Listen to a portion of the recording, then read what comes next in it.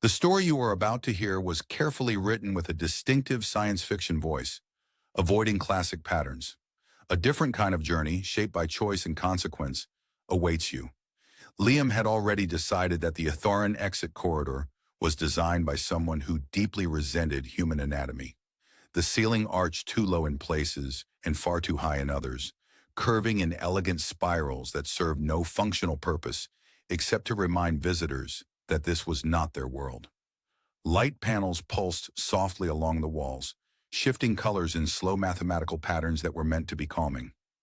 Liam found them mildly judgmental. He adjusted the strap of his courier satchel and checked his wrist display for the third time in 10 seconds. Clearance confirmed. Diplomatic seals validated. Shuttle departure scheduled. Everything was done. His assignment, 3 weeks of careful document delivery, ceremonial handshakes, and listening to conversations where nothing was ever said directly, was complete. He was going home. That was when the corridor grew quiet in a way corridors never should. The ambient hum softened. The light patterns froze mid-shift, and the air itself seemed to pause, as if the palace had taken a slow, thoughtful breath. Liam stopped walking. Years of interstellar courier work had taught him that when an alien palace suddenly paid attention to you, something was about to go wrong. Footsteps echoed behind him, unhurried and impossibly confident. He turned and saw Queen Sareth approaching. She moved without guards, without ceremony, her presence alone enough to command the space. Her robe flowed like liquid crystal, its surface reflecting fragments of the corridor lights, and her long ears, elegant, tapered, unmistakably Atharan, angled slightly backward in a posture Liam recognized as formal restraint. Her expression was calm, composed, and terrifying in the way only someone fully certain of their authority could be. Liam straightened instinctively, offering a respectful bow that was probably 5 degrees off proper angle. "Your Majesty," he said, already exhausted. "I was just on my way out." "Yes," Queen Sareth replied. Her voice was smooth, precise, each word placed carefully, as if language itself obeyed her. "You were." That single word landed with more weight than it should have. Liam smiled politely, the way one does when speaking to monarchs, predators, and malfunctioning security drones. "Were," he repeated. "Past tense?" The Queen stopped a few steps away. The corridor lights resumed their pulsing, slower now, attentive. "You cannot leave." Liam waited for the rest of the sentence. When it didn't come, he blinked. "I'm sorry." Her gaze did not waver. "Your departure clearance has been revoked." "That's interesting," Liam said carefully, "because my clearance was personally signed by your foreign counsel, stamped by the Tri-Chamber Authority, and verified by 3 separate bureaucratic systems that hate each other." "Yes," Sarah said, "I am aware." There it was. That tone, the one that meant bureaucracy had just lost a fight it didn't know it was in.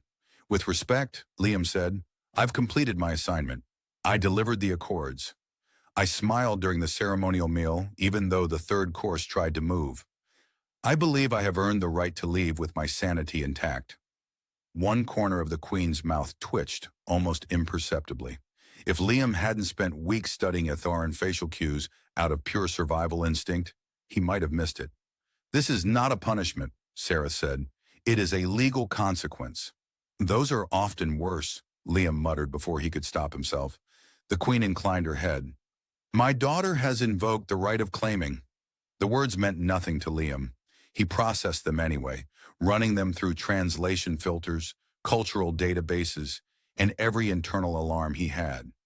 None of them explained why his stomach had dropped. "I believe," he said slowly, "there has been some kind of misunderstanding." "There has not." "Because," Liam continued, warming to his argument, "I've met Princess Kiana exactly 7 times, and 4 of those were across a table large enough to land a shuttle on." "Yes." "And our conversations consisted mostly of formal greetings, policy acknowledgments, and one debate about whether human coffee qualifies as a controlled substance." "Yes."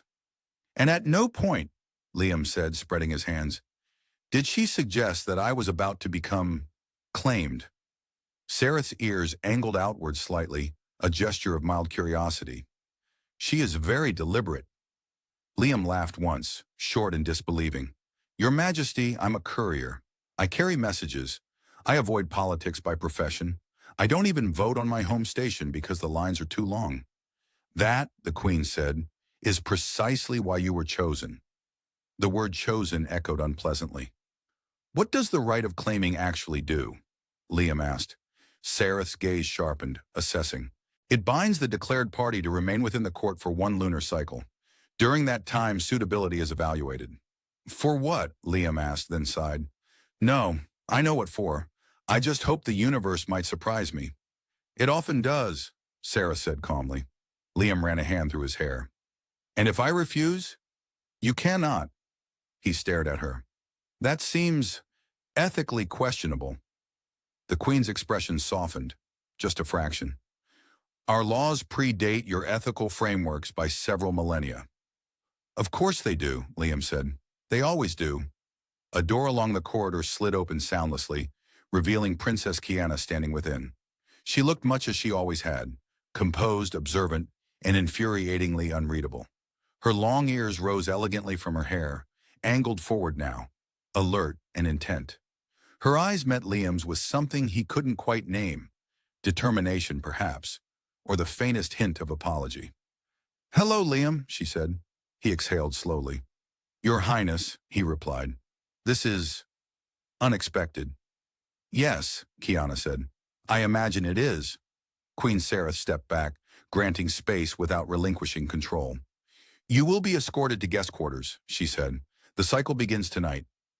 Liam looked from mother to daughter, then up at the glowing ceiling, as if answers might be written there. Just to be clear, he said, voice dry, this is not how human courtship works. Kiana's lips curved, the smallest smile. I suspected as much. And, Liam added, I don't even know you. Her smile lingered. That, she said gently, is the point. Somewhere deep within the palace, a bell chimed, resonant and final. The lunar cycle had begun. Liam had never believed in destiny. He was beginning to suspect it had very poor communication skills. The guest quarters turned out to be an architectural apology. Liam stood in the center of the room, slowly rotating, his bag still slung over his shoulder. The ceiling was high and curved like the inside of a seashell, threaded with soft light that shifted according to some emotional algorithm he didn't trust. The walls were translucent, revealing a distant view of the Etherean capital. Layered towers, suspended walkways, and traffic lanes filled with silent, gliding craft that moved like schools of metallic fish. The bed looked less like furniture and more like a suggestion. It hovered a few centimeters above the floor, its surface rippling faintly, as if unsure whether it was solid or philosophical. Well, Liam said to no one, at least if I'm being detained against my will, they've committed to the aesthetic. The door sealed behind him with a soft harmonic tone that sounded suspiciously like finality. He dropped his satchel and approached the nearest wall, touching it cautiously. It warmed beneath his fingers, responding like a living thing. The palace, it seemed, was not merely advanced. It was attentive. That made him deeply uncomfortable. His wrist display chimed. Incoming message. He glanced down, expecting some form of automated instruction, or perhaps a legal disclaimer explaining how long he was allowed to panic. Instead, the display projected a brief, formal text. You are requested to attend an orientation session. Time, immediately, compliance, mandatory. Liam stared at it. Orientation, he repeated. Fantastic. I love learning about my captivity. The door reopened without waiting for consent. 2 attendants stood outside, tall and slender, their long ears adorned with delicate metallic bands that shimmered with data glyphs. They bowed in perfect unison. This way, claimed one of them said. Liam winced. Please don't call me that. The attendant's ears twitched. It is the correct designation. I have a name. Yes, the other attendant said earnestly. But this is funnier. Liam blinked. I'm sorry. What? The attendant paused, then tilted her head. Our humor matrix is still calibrating. Was that incorrect? No, Liam said slowly. That was unsettlingly accurate. They led him through corridors that seemed to rearrange themselves subtly as they walked, openings appearing where none had been before. The palace was modular, responsive, and very much alive, humming with layers of technology so advanced it blurred into something almost organic. They arrived at a chamber filled with softly glowing orbs suspended in midair. One floated forward, expanding until it formed a semi-transparent figure, a stylized Etharan silhouette with exaggerated ears and an expression of aggressive friendliness. "Welcome," the figure said brightly. "You have been claimed by a royal entity. Congratulations." Liam folded his arms. "I don't feel congratulated." "That is normal," the figure replied. "Many species experience denial, confusion, or the urge to flee. Fleeing is discouraged." "Good to know." The figure continued, unfazed. "During the lunar cycle, you will be observed for compatibility, adaptability, and political neutrality." "Political neutrality," Liam echoed. "I literally deliver envelopes." "Yes," the figure said. "We found that charming." A door slid open at the far end of the chamber, and Princess Kiana entered. She wore no crown, no ceremonial armor, just a simple fitted garment that shimmered faintly with embedded circuitry. Her long ears were bare, angled forward now, alert. She dismissed the holographic figure with a gesture. "You may leave us," she said. The orbs dimmed and drifted away. Liam turned to her. "So, orientation." Kiana studied him for a moment, her gaze sharp but not unkind. "I wanted you to hear the official version before you heard mine." "That was the official version?" he asked, "because it sounded like a hostage welcome video." She smiled faintly. "You are not a hostage." "Legally," Liam said. "That sentence is doing a lot of work." She gestured toward a seating platform that rose smoothly from the floor. He sat cautiously. It adjusted instantly to his posture. "You are angry," Kiana said.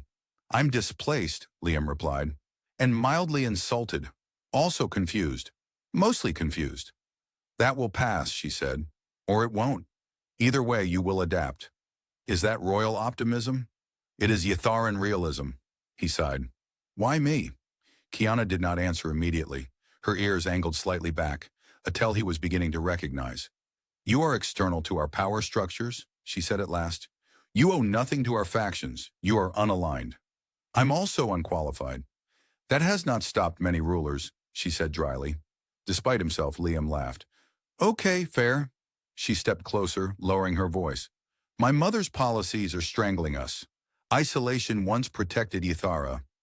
Now it is a slow suffocation. Trade dwindles. Innovation stalls. Dissent grows quieter, not because it disappears, but because it fears." "And you need a symbol," Liam said. "Yes." "Someone safe." "Yes." "Someone whose presence forces conversation." Kiana's eyes met his. "Yes." He leaned back, rubbing his face. "You could have asked." She smiled, this time genuinely amused. "And risk refusal." "Risk consent," he corrected. Her ears lifted.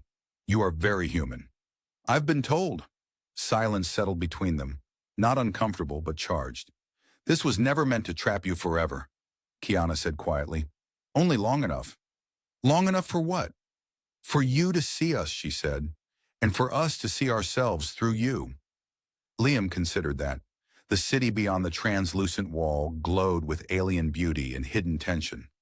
"Well," he said finally, "if I'm going to be forcibly culturally immersed, I have one request." Kiana raised an eyebrow. "Next time you upend my life," he said, "at least let me finish packing." For the first time since he'd met her, Kiana laughed aloud. And somewhere deep in the palace, systems adjusted, recalibrating, not to law or protocol, but to something far more unpredictable. By the third day of the lunar cycle, Liam had learned three important truths about the Tharan court. First, nothing happened quickly unless it was ceremonial, in which case it happened with excruciating slowness.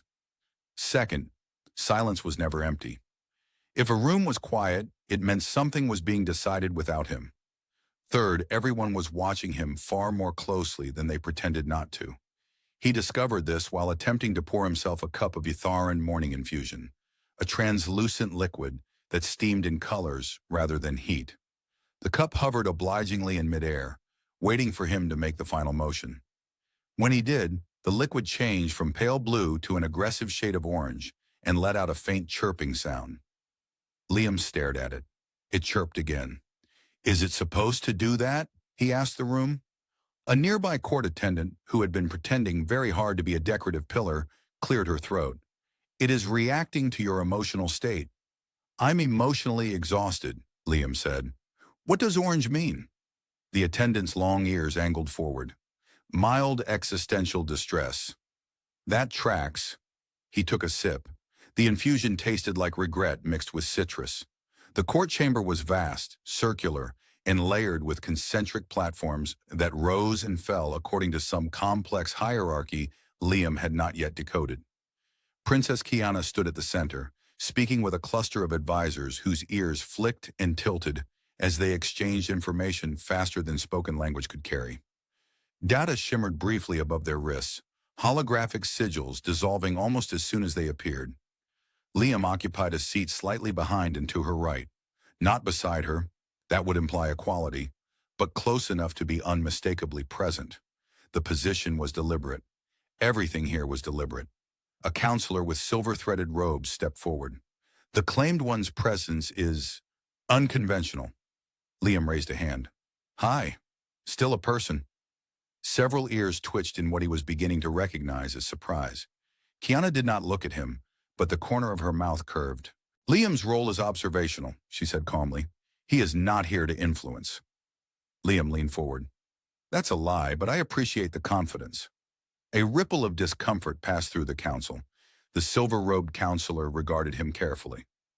"Your species is known for impulsive speech." "True," Liam said. "We call it honesty when we're feeling generous." Murmurs followed that, layered with faint amusement.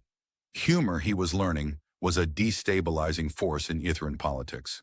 As the session progressed, Liam listened. Trade routes discussed in spirals rather than lines. Defense grids described as living networks that learned and adapted. Isolationist barriers maintained not just by fleets, but by predictive algorithms that decided which outside influences were statistically dangerous. It was impressive. It was also terrifying. At one point, a projection bloomed above the chamber, a model of Ithera's influence shrinking over time, represented as a dimming sphere. The advisors spoke in controlled tones, but the data was clear. Decline was no longer hypothetical. Liam cleared his throat. Every ear in the room snapped toward him. "Can I ask something?" he said. Kiana's eyes flicked to him, warning and curious. "If your systems are so good at predicting threats," Liam continued, "why didn't they predict this?" He gestured at the projection. Silence followed. Not the empty kind, the dangerous kind. The silver-robed counselor spoke slowly. "Because not all outcomes are considered threats." Liam nodded. "Yeah, that's usually how it starts." After the session, Kiana walked with him through one of the palace's elevated gardens. Bioluminescent plants responded to their footsteps, glowing brighter as they passed. The air carried a faint harmonic resonance, tuned to Itharan auditory ranges, but still pleasant to human ears. "You shouldn't provoke them," she said quietly. "They provoked reality," Liam replied. "I'm just pointing it out." She stopped, turning to face him. Her long ears angled outward, an expression he was learning meant internal conflict. "You are not wrong," she said, "but being right does not always lead to survival." "That sounds like something your mother says." Kiana smiled faintly. "Often." They resumed walking. "You're good at this," she said after a moment. "At what? Being a nuisance?" "At seeing patterns without reverence," she replied. "You don't treat our systems as sacred." "I treat them like tools," Liam said. "Tools that haven't been updated in a while." She laughed softly, then caught herself, glancing around to ensure no one was close enough to hear. "If they knew I agreed with you this openly—" "They'd demote you?" he asked. "They'd worry," she corrected, "and worried people cling to old ideas harder." They reached a balcony overlooking the city. Far below, transport lanes shimmered, and distant districts pulsed with coordinated light cycles. "I didn't choose you lightly," Kiana said. "I believe that," Liam replied. "I just wish I'd had a vote." She met his gaze. "Do you still want to leave?" The question surprised him. Yes, he said immediately. Then after a pause, I mean, eventually. She studied him, her expression unreadable. By the end of the cycle, the choice will be yours. That's supposed to be reassuring? It is honest. He sighed. You Itharans have a strange way of flirting with existential dread. Kiana's ears lifted. Was that flirting? Ask me again in 20 days. She laughed, unguarded this time, and the garden lights brightened in response, as if the palace itself approved. From above, unseen eyes observed. Queen Sareth stood in shadowed silence, watching patterns form that even her predictive systems had not foreseen. The cycle was working, not as intended, but perhaps as needed. By the midpoint of the lunar cycle, Liam had stopped thinking of the palace as a building and started thinking of it as a very polite predator. It watched, it listened, it adjusted. Corridors subtly rerouted him toward gatherings he had not been invited to. Seating platforms placed him just close enough to conversations to hear what people assumed he would not understand. Environmental systems altered their lighting and acoustics depending on his stress levels, which would have been thoughtful if it hadn't also felt like being emotionally surveilled by architecture. This place knows when I'm lying, Liam muttered as he walked beside Kiana through a gallery of suspended data sculptures. It knows when you are anxious, Kiana corrected. Lying is still difficult for it to detect in humans. That's comforting, he said. I'd hate to be emotionally naked in a room full of politicians. She glanced at him, her long ears tilting forward. You already are. They passed a cluster of nobles who fell silent just a fraction too late. Liam offered them a cheerful wave. One of them nearly dropped her data slate. Am I doing something wrong? He asked. Yes, Kiana said. You are acknowledging them as equals. Ah, he said. My mistake. The council sessions had grown sharper, less polite. Where once there had been abstract language and ritualized disagreement, now there were pointed glances, longer pauses, and the subtle weaponization of silence. Liam's presence had done exactly what Kiana hoped. It forced conversations into the open. It had also done something else. It had made him visible. During a strategic forum on border algorithms, a senior analyst projected a complex model of Ithara's defensive field, a lattice of adaptive energy barriers guided by predictive intelligence. The system had protected them for centuries. It was elegant. It was brilliant. It was also brittle. Liam stared at the projection longer than was socially acceptable. You have a question, the analyst said. I have several, Liam replied, but let's start with one. Every ear in the chamber angled toward him. If your predictive intelligence filters out all high-risk variables, he said, how does it learn to handle new ones? The analyst hesitated. It extrapolates from historical data. Right, Liam said, but if you never let anything unexpected get close enough to matter, all your data is about the past. A ripple of discomfort spread. You are suggesting exposure, someone said sharply. I'm suggesting adaptation, Liam replied. There's a difference. One involves curiosity, the other involves panic. Kiana watched him closely. Queen Sareth watched from above, her expression unreadable. Afterward, Kiana pulled him aside into a quiet alcove, where the walls displayed slow-moving starfields, projections drawn from outside the system. You are pushing too hard, she said. I'm answering questions, Liam replied. They just don't like the answers. She studied him, her ears angling back slightly. You are not wrong, but you are changing the tempo. Good, he said, because the old tempo is a funeral march. She exhaled, something close to a laugh escaping her. You speak like someone with nothing to lose? That's because I started this week with an exit ticket, Liam said. Everything since then is house money. That night he was invited to dine with Queen Sareth. The invitation arrived without explanation. No attendance, no escort. Just a door opening and a quiet certainty that refusing was not an option. The dining chamber was smaller than he expected. Intimate. A single table grown from crystalline matter, its surface alive with slow pulses of light. Sareth sat at one end, composed as ever. Sit, she said. Liam sat. Food assembled itself between them, carefully calibrated to human biology, suspiciously thoughtful. You have unsettled my court, Sareth said calmly. I get that a lot, Liam replied. usually at family gatherings. Her gaze sharpened. You speak too freely. Yes, he agreed. That's my main flaw. And yet, she continued, you have articulated concerns my advisors have avoided for decades. Liam leaned back slightly. Because I don't have to live with the consequences. Sareth tilted her head. You would leave then? He hesitated. Just a moment. Long enough for her to notice. I could, he said. That was the plan. And now? And now, Liam said, choosing his words carefully. I'm not sure leaving fixes anything. Silence stretched. My daughter believes you are useful, Sareth said. I believe you are dangerous. Those aren't mutually exclusive, Liam said. A ghost of a smile touched her lips. Indeed. She studied him with an intensity that made his skin prickle. You see flaws in our systems. You point them out with humor, which disarms rather than threatens. You are not loyal to my daughter, nor to me. I'm loyal to logic, Liam said. It's a bad master, but it's honest. Sareth nodded slowly. Then answer me this, courier. The table's surface shifted, forming a new projection. One of the future. Multiple branching outcomes. Probabilities cascading like falling light. If Yathara opens, she said, we risk invasion, cultural erosion, loss of identity. If you remain closed, Liam said quietly, you risk irrelevance, decay, and eventual collapse. Her eyes narrowed. And which fate do you advise?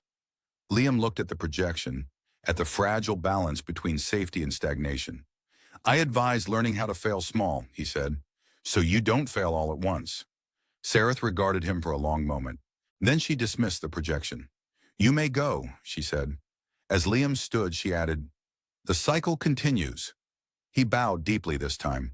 As he left, the palace adjusted again, not to his stress, but to something new, possibility. And far above the city, Ithara's defensive lattice flickered, just once, as if reconsidering its assumptions. By the 5th week, because the Itharan lunar calendar insisted on calling it a week, even though it felt like time had been folded, pressed, and politely ignored. Liam realized something unsettling. He was no longer counting the days until he could leave. This realization arrived while he was arguing with a wall. The wall, to be fair, had started it. It shifted from a cool, neutral tone to a warm amber the moment Liam leaned against it, a subtle indication that it believed he was distressed. He wasn't distressed. He was thinking. Unfortunately, the palace did not seem to distinguish between the two. I'm fine, he told it. The wall pulsed gently. I said I'm fine. The pulse intensified. Okay, Liam said, pointing at it. If you dim one more time, I'm going to assume this is emotional gaslighting. The wall dimmed. That's it, he muttered. I miss doors that don't care how I feel. He pushed away and continued down the corridor toward the observation ring, where Kiana had suggested they meet. The palace guided him there with suspicious efficiency, rerouting foot traffic so they would not be overheard. Or perhaps so they would be. He had learned not to assume benevolence. Kiana was already there, standing at the transparent arc of the ring, looking out over the city. Her long ears were relaxed, angled slightly outward, a posture he had come to associate with rare moments of calm. She wore a light tactical mantle today, its surface threaded with adaptive fibers that shifted color in response to environmental data. It was practical. It suited her. You're late, she said without turning. I was detained by an emotionally intrusive hallway, Liam replied. We're not speaking right now.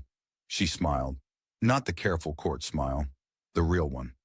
They stood in silence for a while, watching transport lights move through the layered city below. Somewhere in the distance, a reactor spire adjusted its output, bathing a district in softer light. Ithara was always balancing itself, always correcting. You're becoming popular, Kiana said eventually. That sounds ominous. It should. She turned to face him. 3 reformist blocks requested private audiences with you today. I decline, Liam said. I'm trying to reduce my chances of being assassinated before breakfast. Wise, she said. The traditionalists are also paying attention. Less wise, he said. Those ones don't laugh. Her ears twitched in agreement. They walked along the ring, their footsteps echoing softly. Above them, a lattice of light traced orbital paths, defensive satellites repositioning in slow, deliberate arcs. I didn't plan for this, Kiana said quietly. For what? Liam asked. For you to care. He stopped walking. She did too. I care because I'm here, he said, and because you're not wrong, and because your mother terrifies me in a way that suggests competence. Kiana laughed softly. She will appreciate none of that. They resumed walking. The claiming was meant to buy time, she continued, to force dialogue, to give me leverage. And now, Liam asked. And now, she said, choosing her words, you've given them something else. Perspective. They don't know what to do with it. That's usually when people start making bad decisions, Liam said. Yes. They reached a quiet alcove where the palace projected distant star fields, real ones this time, drawn from sensor arrays beyond the system. Liam recognized a few constellations, distorted by unfamiliar angles. I spoke with my mother again, Kiana said. Liam winced. How many pieces of furniture survived? All of them, she said dryly. She was restrained. That's worse. She asked me if I trusted you. Liam glanced at her. And? I said I trusted your honesty, Kiana replied, not your loyalty. That's fair. She did not disagree. They stood there, the stars shifting slowly around them. Liam felt the weight of the moment pressing in, not dramatic, not explosive, just heavy with consequence. When the cycle ends, he said, you know I can leave.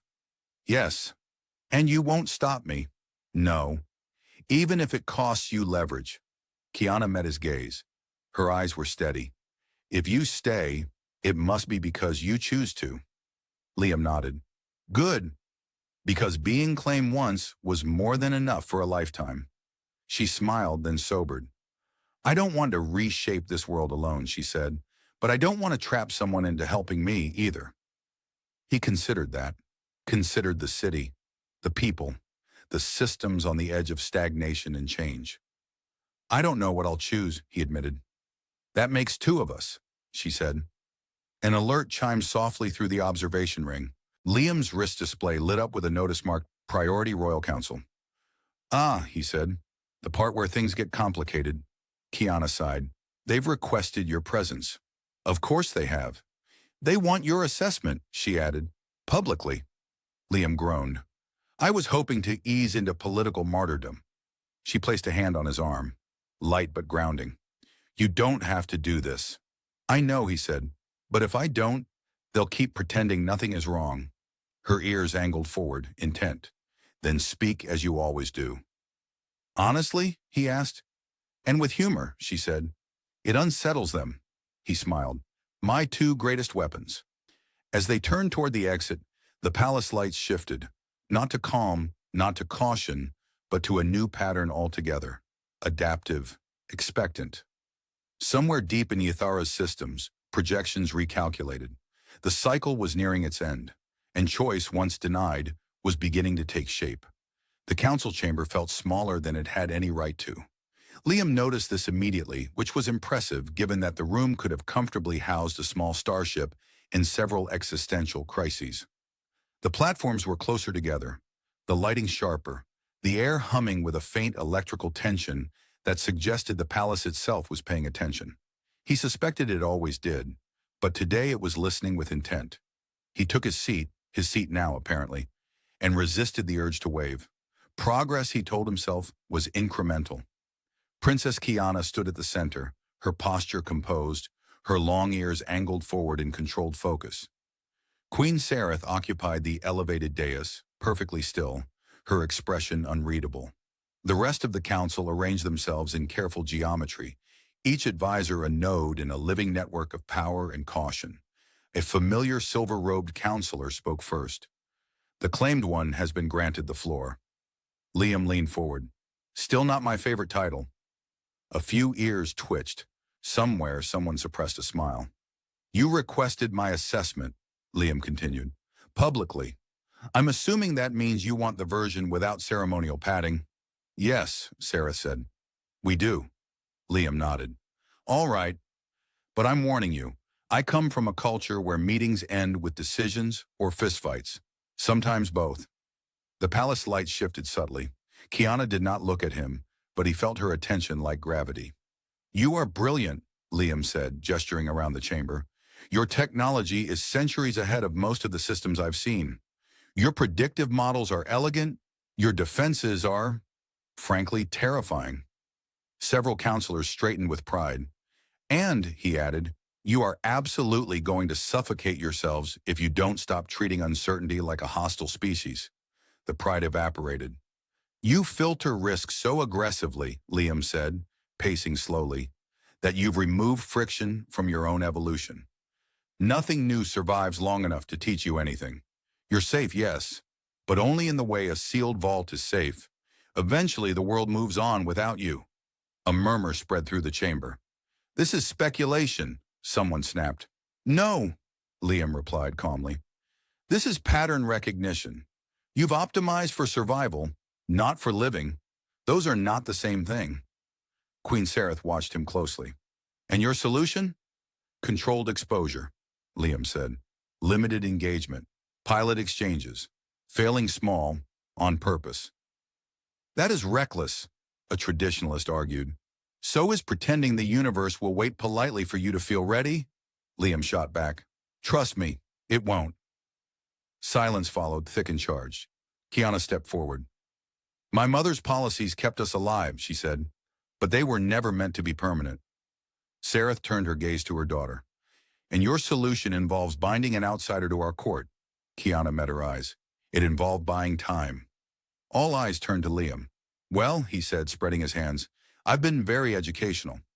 A ripple of restrained laughter broke the tension. Brief but real. The palace lights softened just a fraction. Queen Sareth rose. The chamber stilled instantly. "The cycle ends at dawn," she said. "The law will release you." She looked directly at Liam. "You will be free to leave." Liam felt the weight of that word settle over him. Free. It sounded different now. "Thank you," he said quietly. Sareth inclined her head. "Whether you stay or go," she continued, "the disruption you cause will not be easily undone." "That's my brand," Liam said. After the session, the palace corridors felt quieter, as if holding their breath. Liam walked alone for a while, letting the reality settle. The exit, the shuttle, the familiar pull of motion and anonymity. He found Kiana in the lower gardens, where gravity fields were dialed down just enough to make movement feel dreamlike.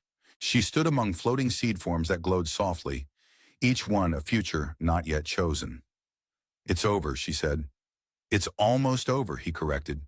She turned to him. "You don't have to stay." "I know. You don't owe us." "I know that too." They drifted slowly through the garden, their footsteps barely touching the ground. "When this started," Kiana said, "I needed you as a symbol." "And now?" Liam asked. "And now," she said, her ears angling back slightly, vulnerable, "I would like you as a voice, but only if you choose to be here." Liam looked at the floating seeds, each representing a path: growth, stagnation, risk, retreat. "I came here to deliver a message," he said. "Somehow I became one." She smiled faintly. "You are very human." "Still," he said. They stood in silence, the artificial stars above shifting as the palace recalculated trajectories. Dawn approached, choice approached with it, and for the first time since the corridor had gone quiet and the Queen had stopped him from leaving, Liam felt something unfamiliar. Not obligation, not captivity, possibility. Dawn on Ithera did not arrive all at once. It unfolded. Light filtered through the palace in measured layers, refracted by crystalline structures that adjusted themselves in anticipation of the new cycle. The city below shifted its rhythm, transit lanes brightening, reactors recalibrating, public spaces opening like cautious eyes. Somewhere deep in the palace, a low harmonic tone resonated, the signal that the right of claiming had expired. Liam stood in the same guest quarters where it had begun, his satchel packed for the first time since arriving. The hovering bed had flattened itself into something almost apologetic. The walls were neutral now, no longer reacting to his emotional state, as if the palace had decided to respect his privacy at last. "Don't get sentimental," he told the room. "We barely know each other." The wall did not respond.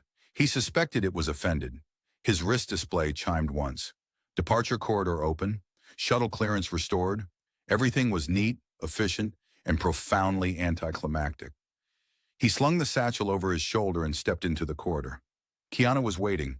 She stood beneath an archway of soft morning light, dressed simply, without insignia or armor. Her long ears were relaxed, unadorned, the way she wore them only when she was not performing for anyone. For the first time since he had met her, she looked neither like a strategist nor a future ruler. Just someone standing at the edge of a decision. "So," Liam said, breaking the silence, "this is the part where I walk away dramatically." "Yes," Kiana replied. "You are very good at those." "I've had practice," he said. "Usually it involves explosions." She smiled, then grew serious.